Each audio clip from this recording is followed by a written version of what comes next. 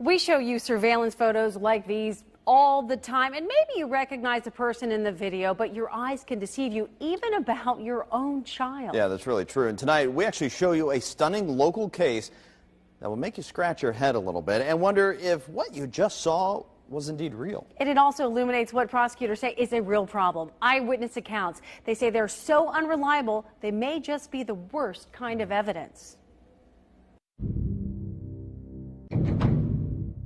In 2010, he held up multiple tri-state banks, and the surveillance video hit probably every newscast in Cincinnati.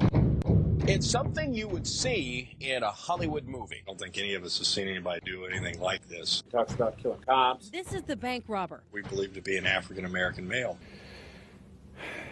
Hamilton County prosecutor Joe Dieter says people were convinced they knew this guy. We had it on video. They pointed at the same guy, the same house. They were sure it was this man.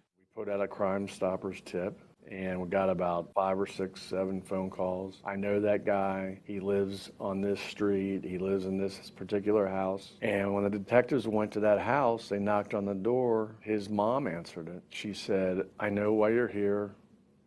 I just saw on television my son robbing a bank." This is that woman's son. Take a look. He looks incredibly like the guy in the surveillance video. Police took the son, whose identity we were not given, into custody. Then they got a call from another woman who said they had the wrong guy, that it was her boyfriend who robbed the bank, and this is her boyfriend, Conrad Zerdiak. Actual perpetrator was white as could be. He had bought a theatrical mask from Beverly Hills, which cost a few $1,000s. And it's very lifelike, and he had it on, and it looks like the guy they called Crime Stoppers about. I mean, his mom said. His mother said it. He did it. He did it. It looked just like her son.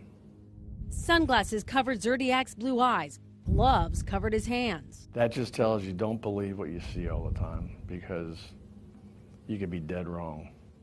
Joe Dieters will no longer take one person's word for it, ever since this man was wrongly imprisoned for rape based on one person's identification. You can't rely solely on identification. It's a recipe for some type of disaster. And I think a disaster is an innocent person in prison. He says eyewitness accounts are the worst kind of evidence. I would consider identification as one piece of evidence. It should never be the only piece of evidence.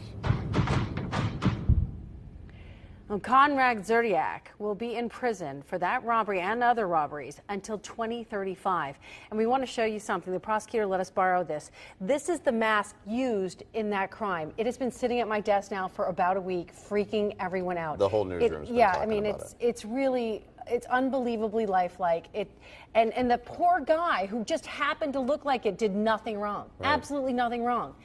But this thing, you can look him up. You can buy them several $100s, thousands of dollars. And there are several cases actually across the country where it is thought that people are using these types of masks, Hollywood masks, to get away with crimes. Yeah, it's absolutely. really, really remarkable. I'll attest to the creepy part. I'll tell you that. It sure is. Very realistic. It does also question, like, you got to question what you see. Did you really see that? His mom thought it was him, and it wasn't.